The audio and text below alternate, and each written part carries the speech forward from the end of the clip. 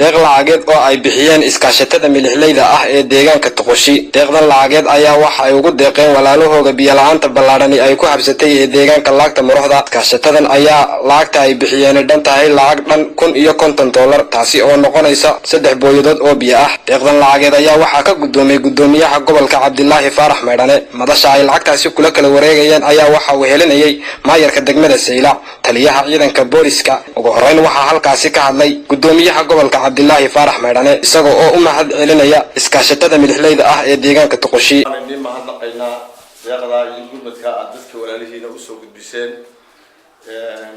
balaayo maalinba meel bay taagan tahay. maanta kuwii baana waa kuwa waxaan u soo carcaraynaana waa kuwa Laagta Maroxda ee biyo la'aanta. marka haddaad ururkii maaragtay milixda ee Toqoshi aad tihiin ka maamul ahaan annagu haddaan Saylacnahay mahadnaq buuxa ayaan siinayna halkaas ka soo bixisayna khayriin bedelo. Sida oo kale isaguna waxa halkaasi ka hadlay maayarka degmada Saylac. waxaan waliba leenahay oo u jeedinayna baaqay gaar ku sii tahay wasaaradda macdanta iyo biyaha iyo dawladda dhexe gurmadka wali inta aan yeerayno oo u dhiganta maanta lamsa 16 maalmood iyo 17 maalmood wali wax jawaab kama hayno. waxaan leenahay halkaa way gabeen gurmadkaana ka maamulaan degmada annaga waxay nagala wareegeen ceelashaasi macdantu warqad qoraan ay siisay annaga ka mas'uul annaga qaadnay mas'uuliyadooduna halkaa bay dhigeen.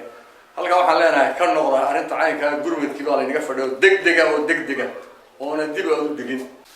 waxaan mahad ballaaran u celinaa walaalaha cusbada ururka cusbada ee Toqoshi sida fiican ay gargaarka ugu fidiyeen walaalahooda harraadka maanta oo waqtigu uu kulaa ay tahay riibuna meesha ku yaal meesha wadnaha bankiga bartamiisa ay tahay meel oo gurmado kale inay jirin deeqda ay u ficiyeen gurmadka biyo dhaamista ah aad iyo sareemaan ugu mahad celinayna. sida oo kale waxa halkaasi ka hadlay qaar ka mid ah iskaashatada milixleyda ah ee deegaanka Toqoshi.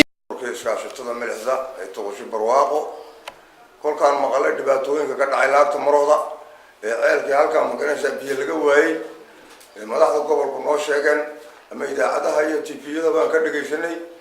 annagu haddaan ururka iskaashatada nahay dadkayga halkaa ku dhimanaya xoolaha ku dhimanaya waxaan ugu deeqnay lacag $7 milyan 350 oo u dhiganta $1,050.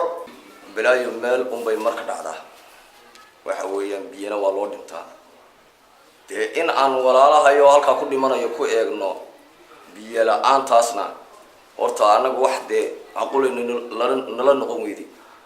marka waxaan leenahay dalka iyo dibaddaba waxaan leenahay wixii shakhsi ahaato dawlad ha ahaato hay'adaha ha ahaato dawladda Soomaaliland iyo dibadaha adduunka ninkii hantile shakhsi iyo dawladaha cidda islaamka ee dhimanaysa ha garab galaan waxaan leenahay gacan Yaasiin Xasan Habiib, Kalsan TV, Saylac.